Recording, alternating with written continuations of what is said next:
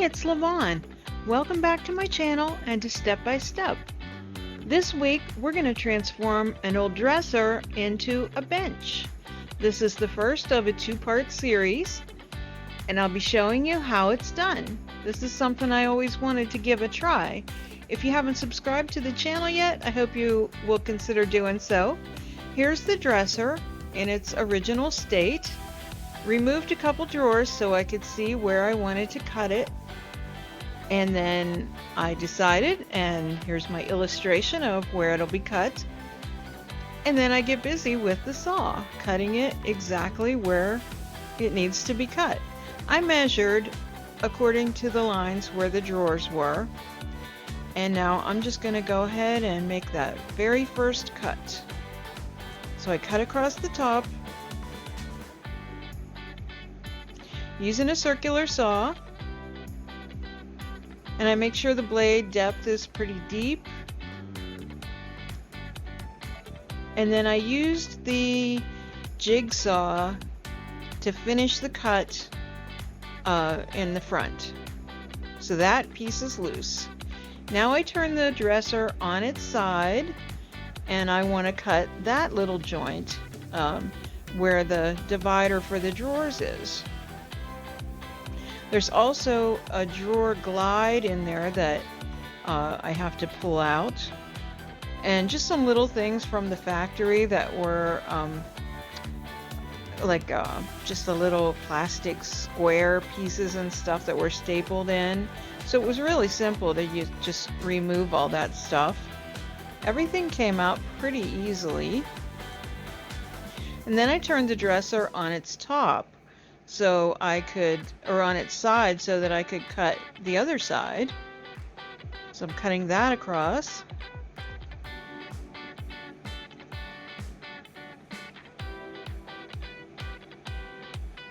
When I got to the end, I decided to finish that with the jigsaw. And then I turned the dresser with its face down so I could make the cuts in the back, so to match up to the other cuts. So I drew the lines, and I'm just following the lines.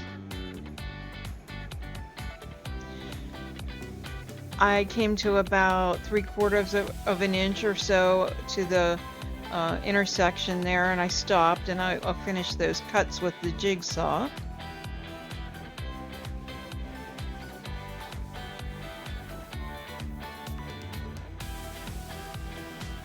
Sometimes projects intimidate me, and this was one of them, and it's just funny how I got at it this morning, and it only took me probably an hour or less to get the dresser where I wanted it shape-wise. So I was pretty excited.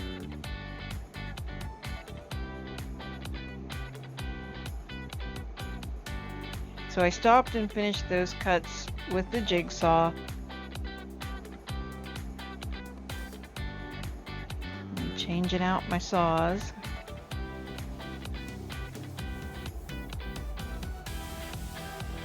Someday I'll have a big area to work.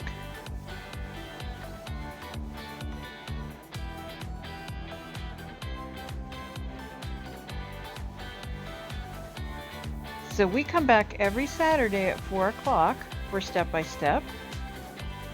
Next week, the exciting part is where I will be painting. And of course I'll be using Dixie Belle Paints. So you'll want to make sure you join me for that. And I always put in the description box where you can purchase Dixie Belle Paints.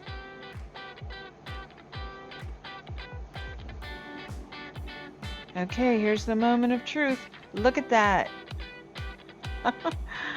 It just pulls out. I'm pretty excited about that.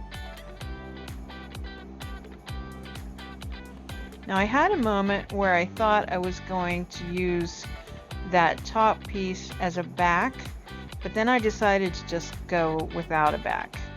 Now I have had these scraps of 2x4s laying around forever, so this was a great opportunity to use those up. So I laid them all out and I had enough, and I'm still pondering. I'm thinking about how I'm going to close that little piece up. So I made sure I had enough 2x4s. They're not even, but I'll even them out.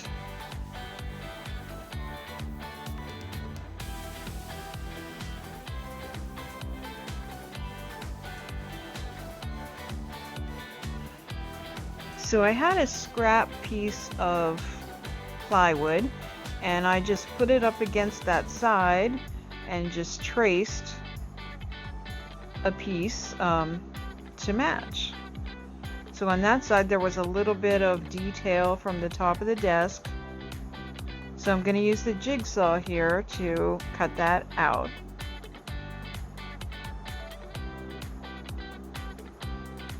See my lines? And see where the curve is?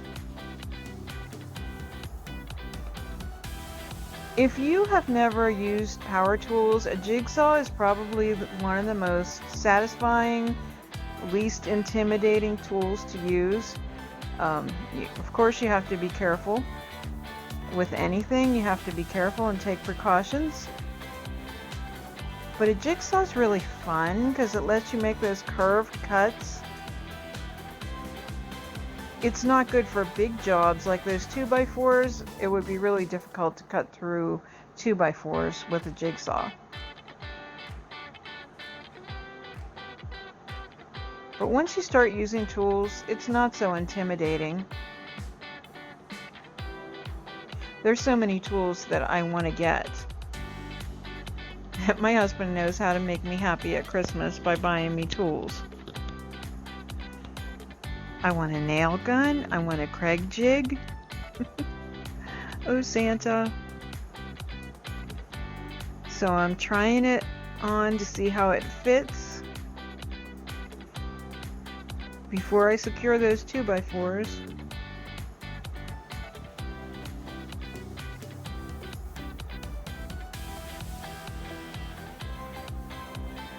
So it's looking good.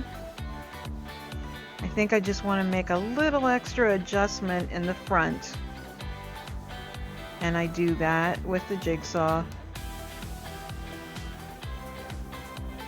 Just a little tiny bit.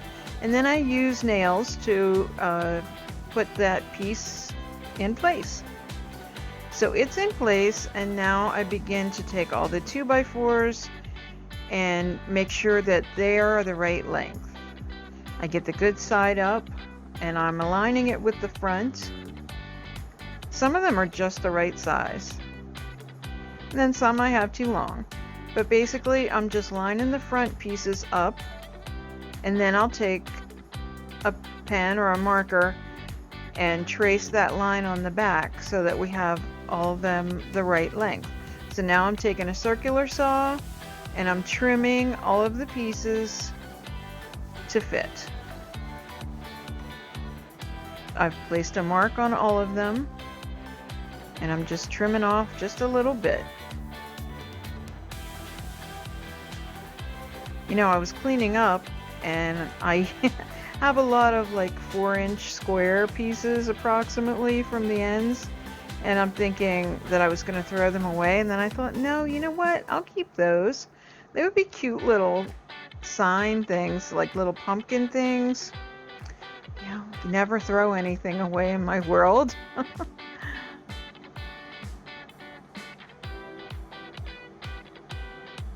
Okay, so I keep cutting till I get them all done, and I'm doing a test sit. This is before they're attached. I'm pretty pleased. I'm really happy. Okay, so that's what it looks like. And then I decide to use nails again, but I'm drilling just to make it easier to start the nails. Drilling down just a little bit.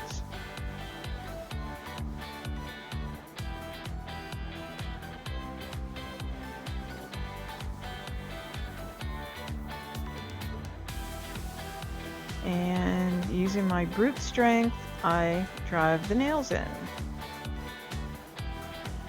This part was pretty easy. I want to thank you so much for watching, and I really hope you'll tune in next week for the exciting conclusion when we paint this beast. So visit us at lavintagedecor.company, and on Instagram we're LaVintage Decor, and on Facebook we're LaVintage Decor Altoona. Stay well.